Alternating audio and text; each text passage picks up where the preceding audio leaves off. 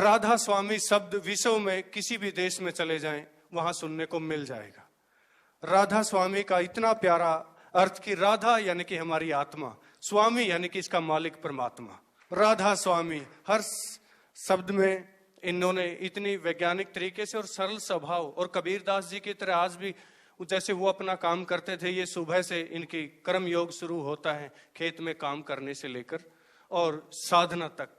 इतने सरलचित संत, हम इनको नमन करते हैं और मैं आमंत्रित करता हूं कि आप हमारे बीच में आए। धन्यवाद और अपने अमृत वचन रखने की कृपा करें। परम श्रद्धेय ओशो और या सिद्धार्थ जी, मंच पर आसीन संतगण, उपस्थित साधक, प्रभु भगत,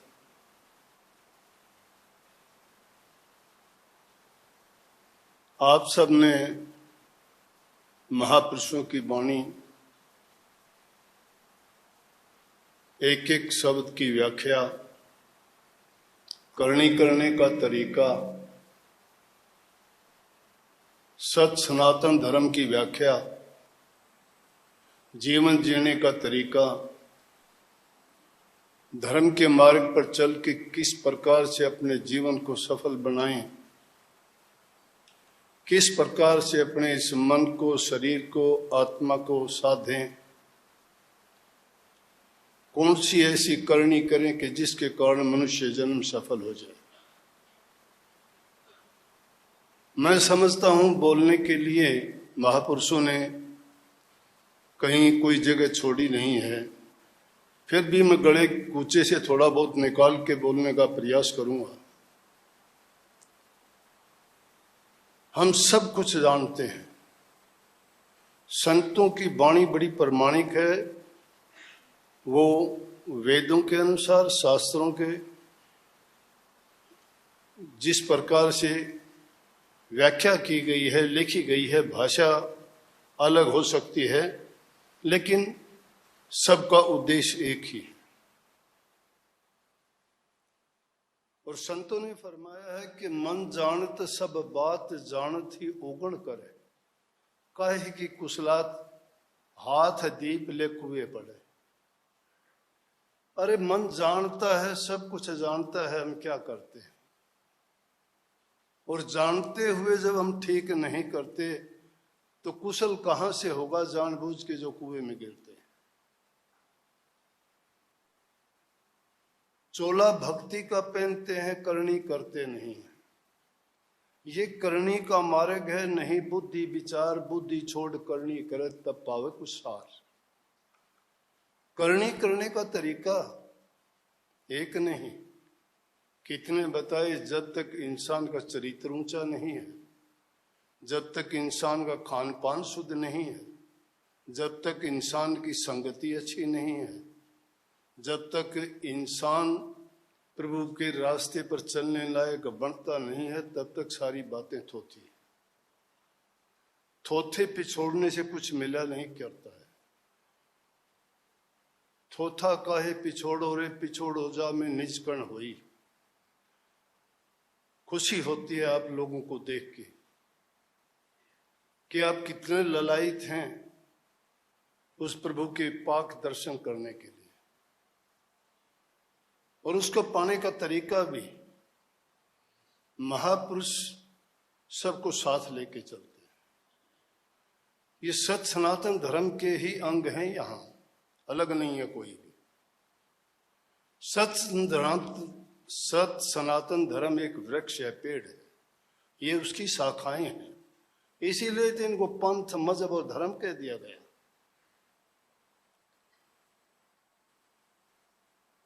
ओशो जी के बारे में मैंने साहित्य नहीं पढ़ा, नहीं जानता हूं, लेकिन कुछ एक गिनी चुनी बातें सुनते हैं। उन्होंने जो कुछ कहा, हर चीज को शायद हो सकता है उनका तरीका अलग होगा, लेकिन हर धर्म के विषय में, प्रभु प्राप्ति के बारे में, और अपने जीवन लक्ष्य को प्राप्त करने के लिए जो उन्होंने बातें कही एकदम सही थी।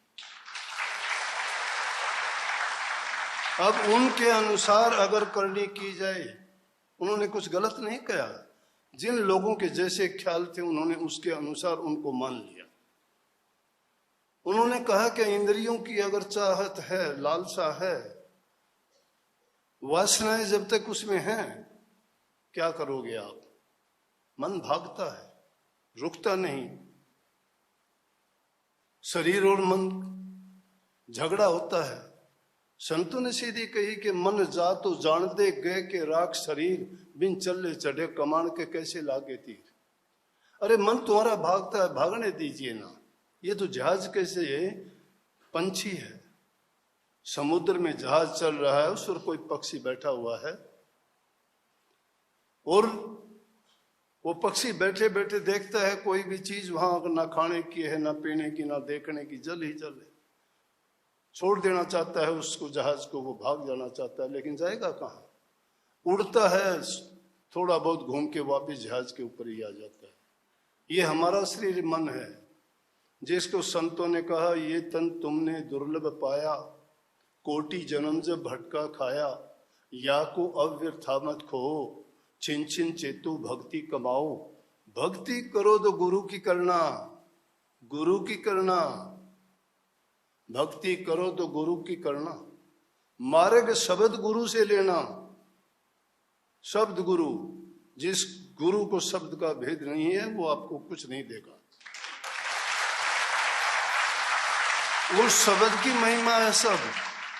संतों ने कही शब्द ही धरती शब्द आकाश, ये है सनातन। शब्द ही धरती शब्द आकाश, शब्द ही शब्द भया प्रकाश, सगड़ी सृष्टि शब्द के पाछे, नानक शब्द घटे घटाछे। स्वामी जी महाराज ने फरमाया इसी शब्द को, शब्द ने रची त्रिलोकी सारी, शब्द से महिमा फैली भारी, शब्द ने सात दीप नौखंड कियारी, शब्द से सब कुछ भयारी। हम सब उस शब्द की खोज करते हैं। वही आदि है, वही अनादि है, वही अनंत है। आदि वही है, शुरुआत वही है, अनंत भी उसका वही है। वही शुरुआत, वही अंत, वही मध्य, वही सब कुछ है। उसकी खोज कैसे करें? कहाँ जाएंगे? उसकी खोजने का वो एकांत स्थान कहाँ मिलेगा? जंगलों में, पहाड़ों में, कंदराओं में, गुफाओं में जाओगे? खोजिए ना अपने अंदर में, ये है वो। इससे बड़ा एकांत कोई नहीं है। जाइए आपके अंदर में, 9 दरवाजे बंद करके 10वें दरवाजे की ओर, जहां ऊपर की ओर चलोगे, जहां ऋषियों ने, वाल्मीकि जैसे महापुरुषों ने कहा कि उल्टा नाम जप्या जग जाना, वाल्मीकि भय ब्रह्म समाना। उलट के जब चलोगे, मन को उलट के चलोगे। मन तो हमने दुनियादारियों को दे रखा है। घरों में प्यार प्रेम शांति नहीं है, बूढ़े बुजुर्गों की इज्जत कदर नहीं करते हो, चरित्र हमारा कुछ है नहीं, न किसी दूसरे पर दया, पर उपकार, पर हित की बात सोचते हैं। अब अगर ये हमारे मन में नहीं है, हमारे जीवन में नहीं है, तो क्या मिलेगा हमें? पहले अपने आप को उसके योग्य बनाइए ना। साधक उसी को कहते जो साधना करता है। साधु सोई जो साधन करता, तज के आलस वाद विवादा। वाद विवाद में नहीं पड़ता, आलस को छोड़ देता है। जैसे मुनिश्री ने बताया था कि वाणी का भी विमोहन होना चाहिए, सोने पर भी कंट्रोल होना चाहिए, खाने पर भी होना चाहिए। और महापुरुषों ने फरमाया था कि 5 जो हमारे कोष बने हुए हैं शरीर में, अन्नमय कोष है, मनमय कोष है, ज्ञानमय कोष है, विज्ञानमय कोष है, आनंदमय कोष है। जब हमारा अन्नमय कोष ही अच्छा नहीं है, कैसा अन्न खाते हैं हम? हमारे अन्न अगर शुद्ध नहीं है, पवित्र नहीं है, वो अगर गलत तरीके से कमाया गया अन्न है, उसको 1 मिनट भी अगर खाते हो, कोई एक दाना भी अगर खाया जाता है, इंसान के विचारों को विचलित कर देता है। कितने महापुरुषों ने ऐसा अन्न खाने के बाद उन्होंने अगले ही दिन ये प्रमाणित करके दिखा दिया कि मैंने जो कुछ खाया था वो गलत था। भीष्म पितामह जी की बात आपने सबने सुनी होगी। जब अंत समय में मृत्यु शैया पर, तीरों पर लेटे हुए थे और पांडवों को जब वो राज ज्ञान देने लगे तो द्रौपदी जी ने उनसे पूछा था, पितामह आज बड़ी ज्ञान ध्यान की बात बताते हैं आप, उस दिन आप कहाँ थे जिस दिन मुझे सभा में नंगा किया जा रहा था? तो कहने लगे कि बेटी मैंने दुर्योधन का अन्न खाया हुआ था। जब हम अच्छा अन्न नहीं खाते, किसी ऐसे आदमी से प्राप्त अन्न खाते हैं, तो वैसे ही हमारे विचार भी बनते हैं। अन्नमय कोश से मनमय कोश बनता है, मनमय कोश से वैसा ही ज्ञान होता है, ज्ञान से वैसा ही विज्ञान, हमारा जो ज्ञान है उससे भी ऊंचा, और विज्ञानमय कोश के बाद में आनंद मिलता है। इन चीजों की ओर तो हम ध्यान नहीं देता, अपना काम करके हम खाते नहीं है, दूसरे का दिया हुआ खाते हैं। कौन उसको बनाता है, कौन उसको लेके आता है, और फिर सोचते हैं कि हमारे विचार शुद्ध हो जाएंगे। चाहे लाख कोशिश करो, विचार शुद्ध नहीं हो सकते। शुद्ध विचारों के लिए आदमी को सम्यक जो 8 चीजें बताई, महात्मा बुद्ध ने भी वही बताई थी। उन्होंने यही तो कहा कि हर प्रकार से इंसान को पहले मन पवित्र होना चाहिए, विचार पवित्र होने चाहिए, जीवन पवित्र होना चाहिए, उनके ख्याल ऊंचे होने चाहिए। अब सीधे ही चल दिए भक्ति की ओर, ध्यान ध्यान ध्यान ध्यान। ध्यान किस चीज का करोगे? हवा में तीर चलाने से किसको घायल करना चाहते हो? किस चीज का ध्यान करोगे? शास्त्रों ने सीधा लिखा है, गुरु बिन ज्ञान नहीं, ज्ञान बिन ध्यान नहीं, ध्यान बिन भक्ति कहाँ है। ध्यान करोगे किसका करोगे? ध्यान करने के लिए है, इसे मन को रोकने के लिए भागता है ये रात दिन। कोई तो ऐसी इसको चीज चाहिए जिसमें लग जाए। अगर इसको नहीं लगाओगे तो ये तो ऐसा है कि दुनियादारी की चीजें सोचेगा, मजबूर है ये।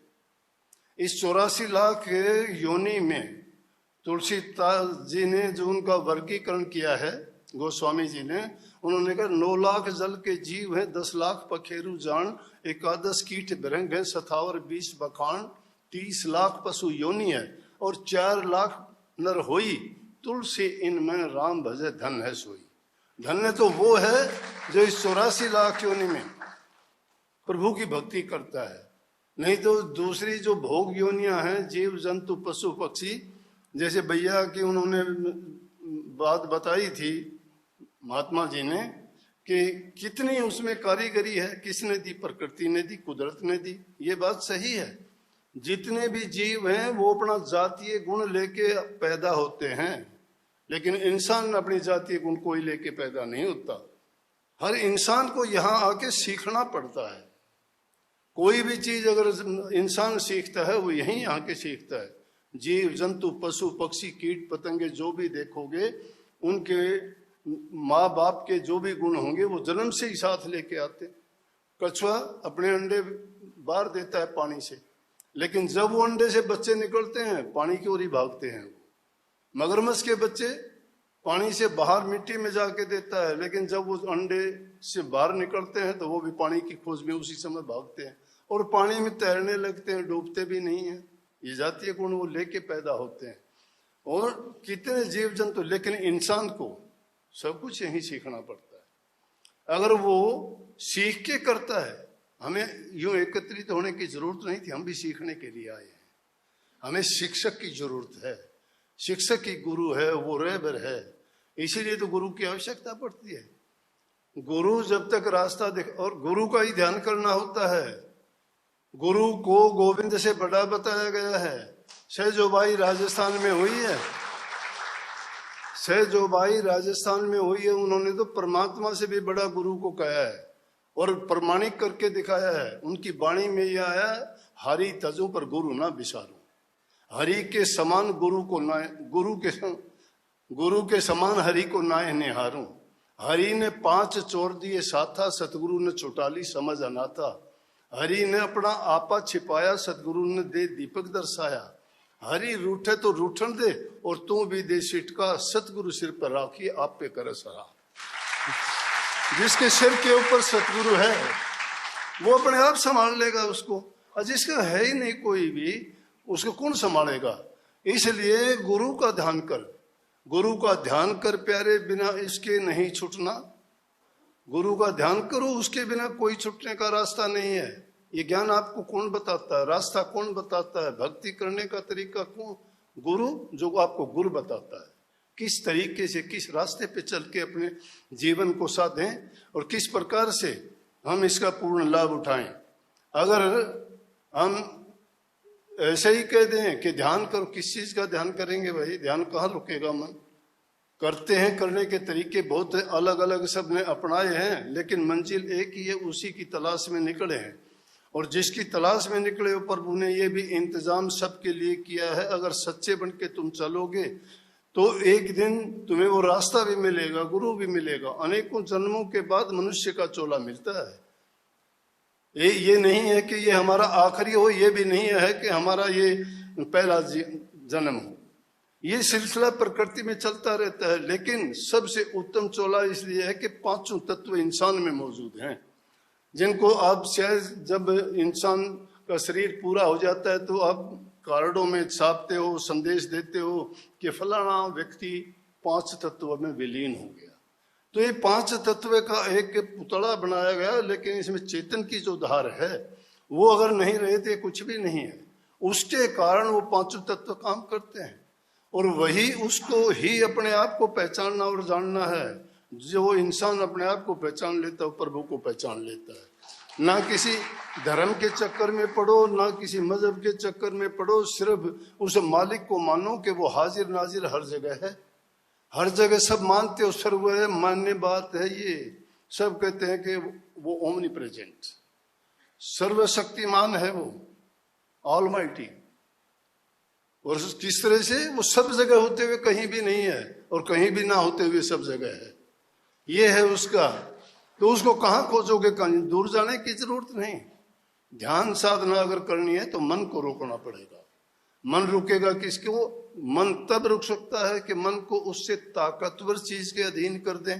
मन से ताकतवर कौन है? गुरु। गुरु के जब अधीन कर दोगे, इसीलिए गुरु के गीत गाए गए। कोई भी हमारा शास्त्र, कुरान, पुराण, गीता, सब जगह, और जिनकी हम पूजा पाठ करते हैं, श्री कृष्ण जी के भी गुरु थे, श्री रामचंद्र जी के भी गुरु थे, और जितने ऋषि मुनि जितने भी हुए, बिना गुरु के कोई हो तो बताओ। जो भी इस संसार में आया और जिन्होंने भी अपना कल्याण किया, आज इनकी महिमा हम गाते हैं, वो सिर्फ गुरु के कारणों की महिमा है।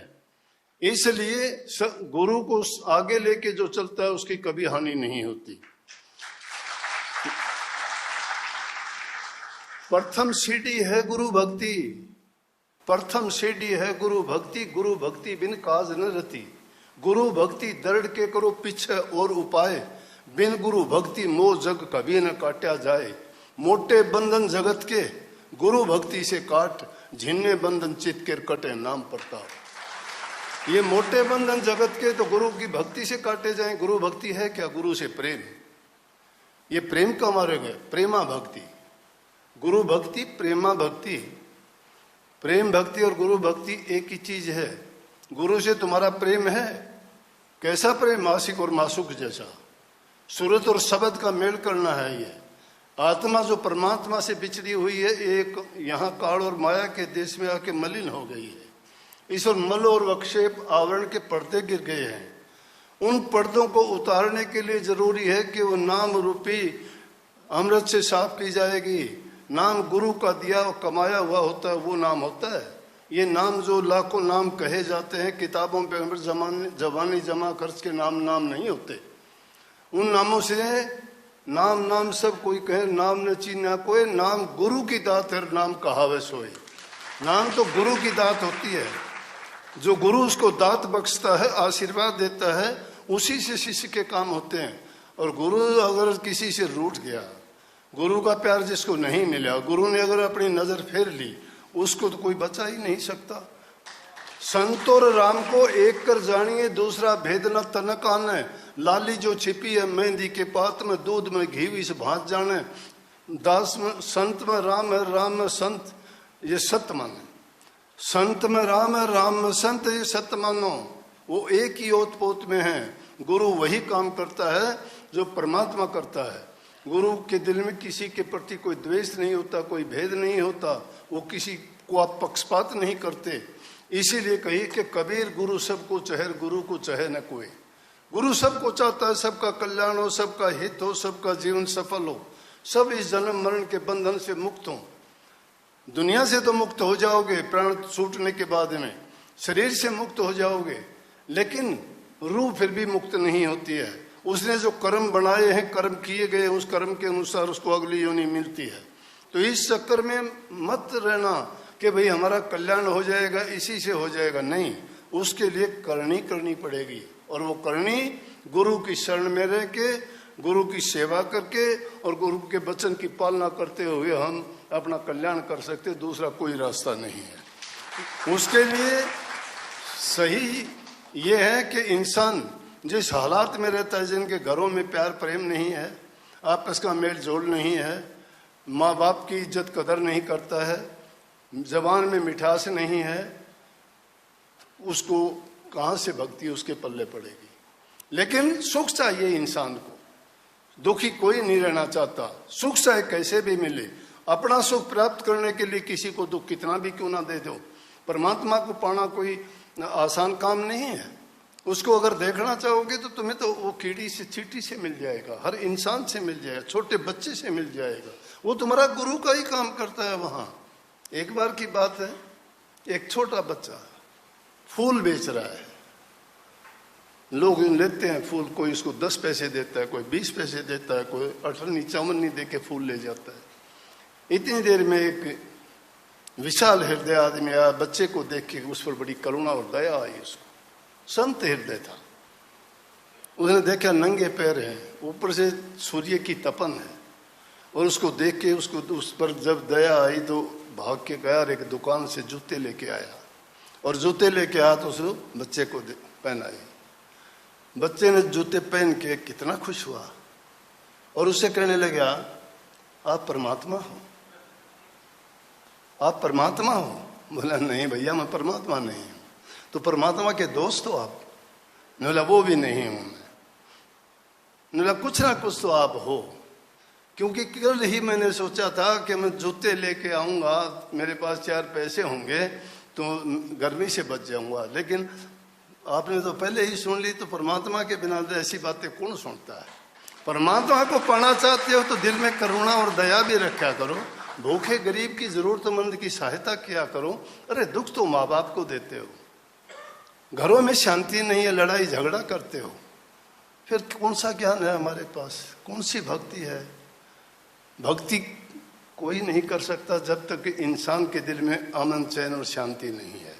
शांति कहीं बाहर से नहीं मिला करती है, शांति तब मिलती है इंसान अच्छे कर्म करता है। अच्छे कर्म करके इंसान को जो इनाम मिलता है वो कोई बाहर से कोई नहीं देता।